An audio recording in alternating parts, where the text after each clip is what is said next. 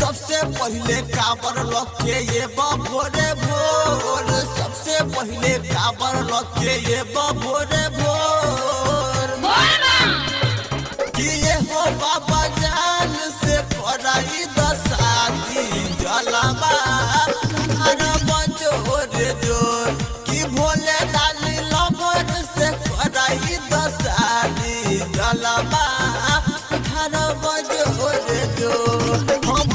नहीं हो बाबा तू ये तना कठोर, बन नहीं हो बाबा तू ये तना कठोर कि भोले दानी लभर से कराई दसादी जलवा धर बजोर जोर कि भोले दानी लभर से कराई दसादी जलवा धर बजोर जोर।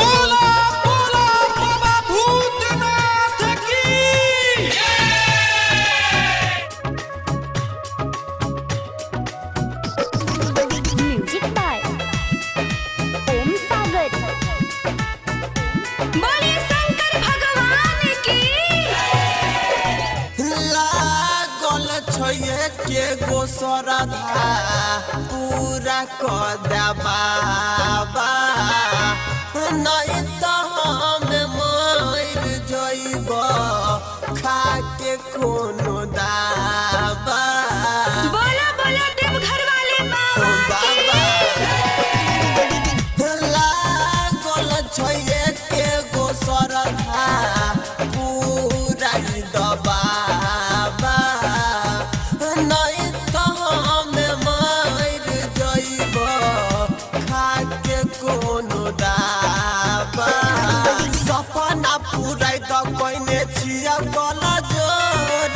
सपना पूराई द ठार छिया कल जोर कि भोले दानी लभर से कराई दसादी जलवा धर बजोर जोर कि भोले दानी लभर से कराई दसादी जलवा धर बजोर जोर।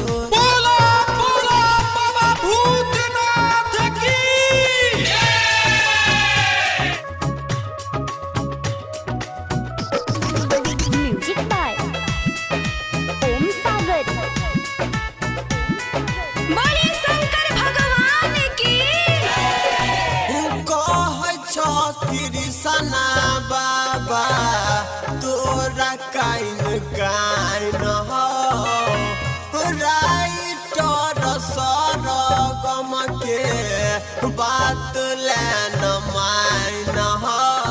बोला बोला देव घर वाले बाबा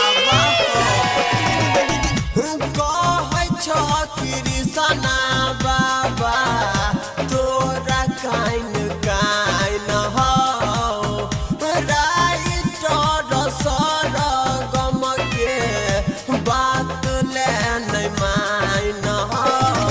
हमारा जिंदगिया में कर हो जोर, हमारा जिंदगिया में कर हो जोर कि भोले दानी लभर से कराई दसादी जलवा धर बजोर जोर कि भोले दानी लभर से कराई दसादी जलवा धर बजोर।